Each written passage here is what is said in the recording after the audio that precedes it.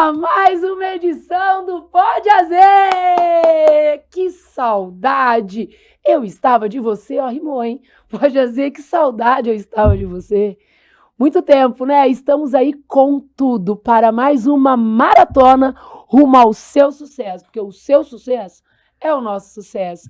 E mais uma vez eu estou cheia de amigos queridos, amigos que vão abrilhantar ainda mais a minha vida, claro, né? E a vida de vocês, o seu repertório, os seus estudos, né? Porque o que eu quero de vocês? A sua aprovação. Eu não, né? O que o Pode Azer quer de você? A sua aprovação nas melhores universidades do país, né? E por isso nós estaremos juntos agora até o final das suas provas. Pode ser? Juntos, de mãos dadas, rumo ao seu sucesso, porque o seu sucesso é nosso. Mais uma vez, muito obrigada pela oportunidade, muito obrigada por você estar aqui junto comigo, tá bom? E olha, gente, nós não poderíamos iniciar essa nova edição do Pode Azer com uma pessoa mais encantadora, mais brilhante, que eu tenho o maior orgulho de dizer que foi meu aluno, uma vez aluno, para sempre aluno, e ele é digno de muitas palmas. Calma aí, produção, já vem as palmas. Ele é historiador, e ele é um grande professor também de atualidades. Vocês ficarão encantados com a nossa conversa de hoje, porque eu vou apresentar para vocês o meu grande amigo Guilherme Freitas! Palmas, produção! Seja bem-vindo, Gui! Carlinha, que honra estar aqui, que honra. Quando você me convidou, quando a gente conversou, eu fiquei muito feliz. Eu tenho uma admiração por você, você é uma amiga e você foi minha professora. Isso é muito sério, né? Porque quando... E nós somos librianos. Eu tenho uma professora para sempre. E somos librianos. Então, eu tenho muito orgulho de estar aqui, eu tenho muito carinho por você. Eu também. E esse projeto é maravilhoso, essa ideia é maravilhosa. Esse podcast com temas em cima do Enem que ajudam para todos os vestibulares, eu não tenho a menor dúvida disso. Então é incrível estar aqui, tá? Obrigado pelo convite, obrigado. Tenho um orgulho de estar aqui. Então vamos trocar essa ideia pra gente é todo meu. Gabaritar essa prova aí. Vamos lá. Ô, gente, eu e o Gui, a gente, assim, ele já foi meu aluno e tenho dizer, já falei, ainda fazemos aniversário assim, ó, pertinho. Do ladinho. Vamos fazer uma festa junto? Festa surpresa. Fechou. O pessoal aí pode organizar. Ó, Gui, estamos em meio aí às Olimpíadas de Paris. E este, meu querido aluno, será o assunto do nosso primeiro podcast. Vamos começar, assim, cheios de vitórias, né, Gui? Cheios de medalhas. Tomara. Assunto muito legal. E aí, Gui, vamos começar assim para o nosso aluno. Por que as Olimpíadas foram criadas? Por quê? Bom, vamos lá. Primeiro, a história das Olimpíadas é uma história muito longa, Carla, porque a origem desse movimento de Olimpíadas é dos deuses do Olimpo na Grécia Antiga. É um fenômeno do século VIII a.C., que existiu durante quase toda a Grécia Antiga e entrou no mundo romano também. Só quando o mundo romano oficialmente ficou cristão, consideraram as Olimpíadas pagãs e proibiram e tudo mais. Mas as Olimpíadas, na sua origem, elas são gregas. E aí, várias das ideias que as Olimpíadas originais gregas carregavam, ainda hoje a gente carrega. Por exemplo, a ideia de que durante as Olimpíadas eu tenho um tempo de paz. Existe uma ideia de uma trégua olímpica. Eu não posso fazer uma guerra no meio de umas Olimpíadas. Existe a ideia de aliança entre os países, que no mundo grego era uma aliança entre as cidades. Existe a ideia de demonstrar o poder dessas cidades, que hoje representam o poder desses países. Essas Olimpíadas gregas, elas acabaram quando o mundo romano lá virou oficialmente cristão, mas elas foram retomadas no final do século XIX. Então, durante todo o século XX, e agora, entrando no século XXI, a gente teve Olimpíadas, né, de 4 em 4 anos. Durante a Segunda Guerra Mundial parou, né, claro, em tempos de muita guerra, em tempos de muita instabilidade no planeta. Essas Olimpíadas são cortadas, mas, a princípio, em tempos minimamente normais, essas Olimpíadas ocorrem de 4 em 4 anos, escolhendo uma sede, e essa sede sempre vai ter um significado, né? São cidades que estão na moda, são cidades que têm um significado, são cidades que são importantes. A gente está tendo uma Olimpíadas em Paris agora. Paris não é qualquer cidade. E aí, por conta deste fator, essas Olimpíadas, elas sempre significaram mais do que uma simples competição esportiva, entende? A gente fala, Olimpíadas, vamos fazer o esporte, vamos jogar. Não.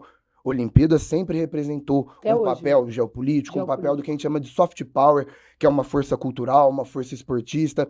Não é à toa que a gente vê sempre Estados Unidos na frente, né? Então, essas Olimpíadas carregam um significado E esse significado vai muito além do que simplesmente uma básica competição esportiva. Faz Então é um sentido? significado político, um Com significado... certeza. Até hoje, Gui. Com certeza, um Até significado hoje. político, econômico, Econômico, de cultural. potência econômica e Claro. cultural. Carlinha, vamos pensar. O Brasil. Eu acho que você concorda comigo. O Brasil não tem problema de talentos no esporte. Não. De forma alguma, né? De forma alguma. O problema do Brasil, que às vezes a gente não manda bem em alguma modalidade, não é falta de talento ou falta de alguém no Brasil que teria uma capacidade para ganhar uma medalha de ouro. Então, a gente estuda a falta de investimento, a gente estuda a falta, o descaso, às vezes, do poder público e da iniciativa privada sobre o investimento no esporte. A gente estuda a falta de infraestrutura que existe no Brasil sobre o esporte. Entende? Eu não tenho dúvidas, eu acho que você concorda comigo. Se o Brasil tivesse um baita do investimento no esporte, Lá em cima. você concorda comigo? Concordo. Então, estudar essa questão esportiva não diz respeito a só estudar, o pessoal tem talento e manda bem no esporte. Investimento, Não. Investimento, educação, cuidado, preocupação. É uma demonstração de poder. De novo, né? Ó, quer ver uma coisa que eu acho muito legal? A história do século XXI é a história da ascensão chinesa. Tudo bem? Como potência global. Nas últimas Olimpíadas, a China, só vê a China assim, né? É isso aí. Por quê? Porque o século XXI da China, presta atenção agora. O século Anota, XXI da gente, China, pega um caderninho, viu? É bom ter um caderninho. Boa. O século XXI da China é um século de uma ascensão como uma potência global, certo? A China está caminhando para isso. Então, a China vem passando pelos seus governos, passando pelas suas medidas, criando programas econômicos, e a China vem fazendo um domínio comercial do globo. E o projeto chinês, eu não tenho a menor dúvida disso, é ascender como o principal PIB, o maior PIB do mundo. Esse projeto vem acontecendo, tá? Se você for estudar os Estados Unidos, meio estagnadinho aqui, e a China chegando. E chegando em todos os sentidos. Aí que tá. Ao mesmo tempo, a China está chegando como potência nuclear, como potência econômica, como alianças políticas, e a China está chegando nas Olimpíadas. Isso tem um significado. Nas últimas Olimpíadas, a China ficou em segundo. Então, aí que tá o negócio. Na penúltima, ela ficou em terceiro.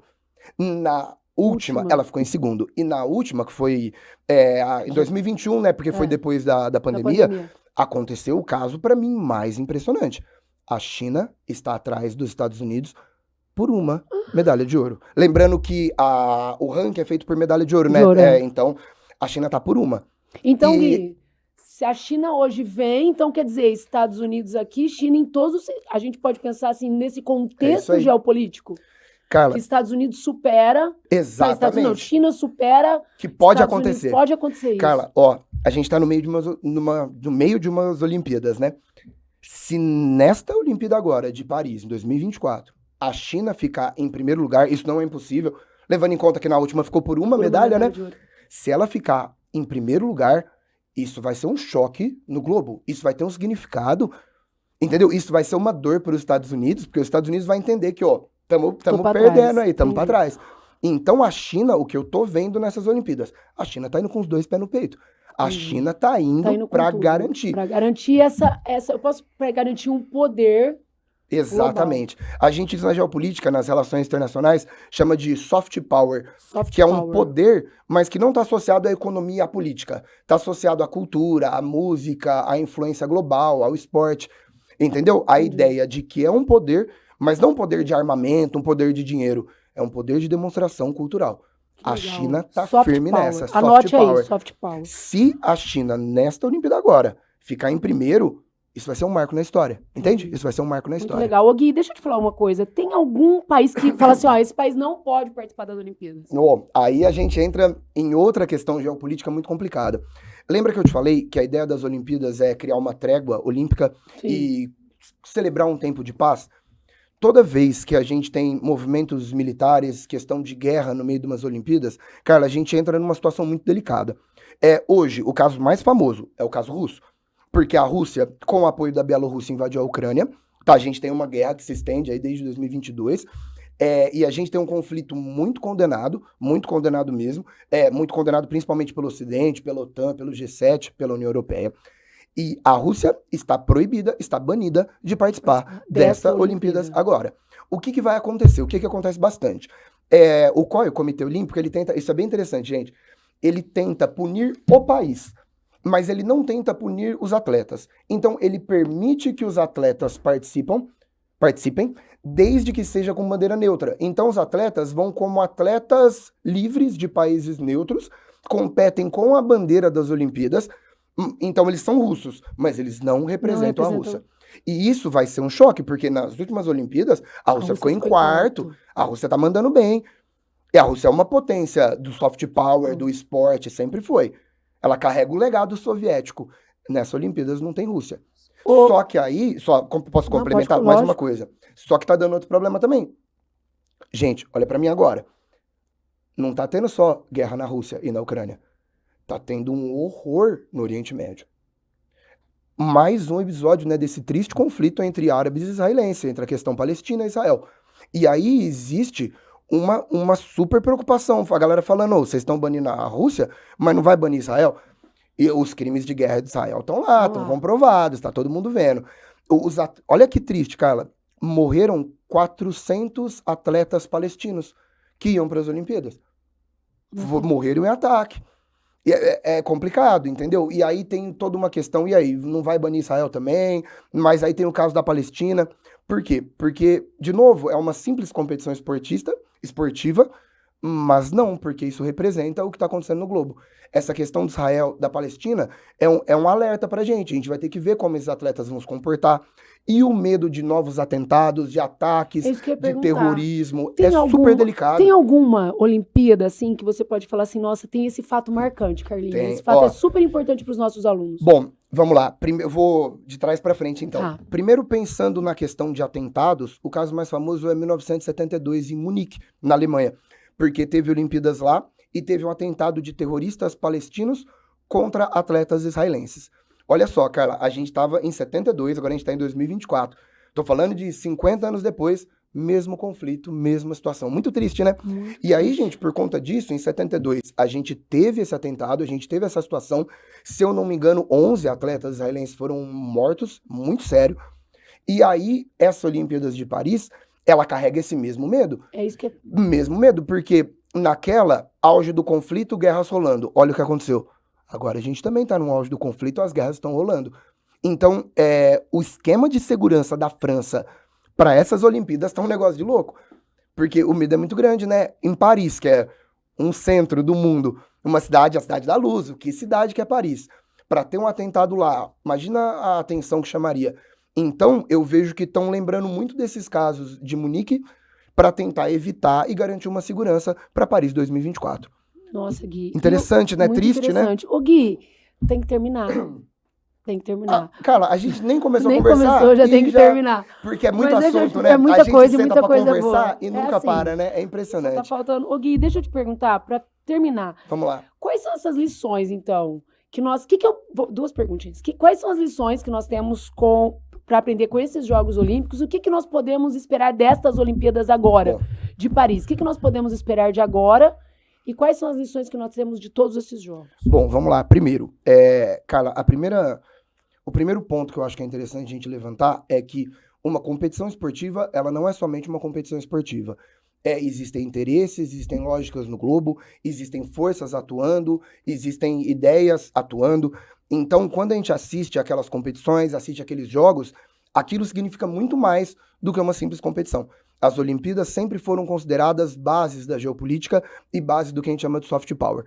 Então, acompanhar o quadro de medalhas, acompanhar as provas, acompanhar as ideias, possui um significado muito grande do que está acontecendo no mundo.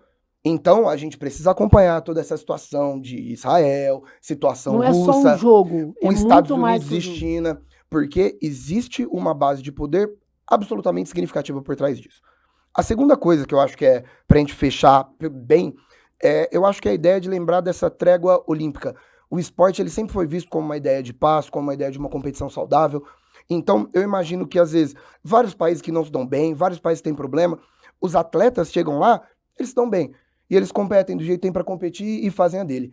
O espírito olímpico, ele carrega uma ideia da gente tentar trazer um pouco mais de paz para o mundo.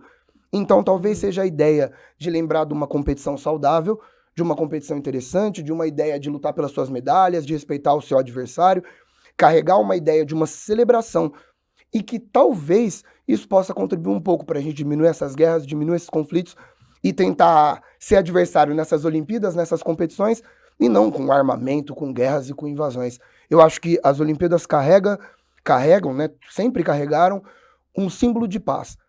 O mundo não é assim, o mundo nem sempre funciona desse jeito, mas a ideia da gente lutar um pouco por essa paz, por uma competição saudável, de respeitar o meu adversário e lutar lá dentro da arena, Só ali, mas né, Gui? não entre países. Eu acho que as Olimpíadas podem carregar uma força da gente conseguir diminuir esses conflitos e criar um pouco mais de aliança entre esses países. Nossa, que aula. Muito obrigada, meu amigo Eu que querido. agradeço, eu que Nossa, agradeço. É uma muito delícia conversar com obrigada. você. Começamos com chave de ouro, começamos de uma forma brilhante. Muito obrigada. E é isso, gente. Continuemos aí assistindo as Olimpíadas, nesse espírito de paz, pensando sempre que, claro que o melhor vai vencer, né, Gui? É isso aí. Mas com levando essa ideia de paz, a paz no mundo, né? É a paz respeitando sempre o outro, a individualidade do outro. Muito obrigada, Gui, muito obrigada, que tenhamos aí uma sequência de podcasts tão brilhante quanto esse. Muito obrigada, meu aluno querido, por estar junto. Um beijo e até mais.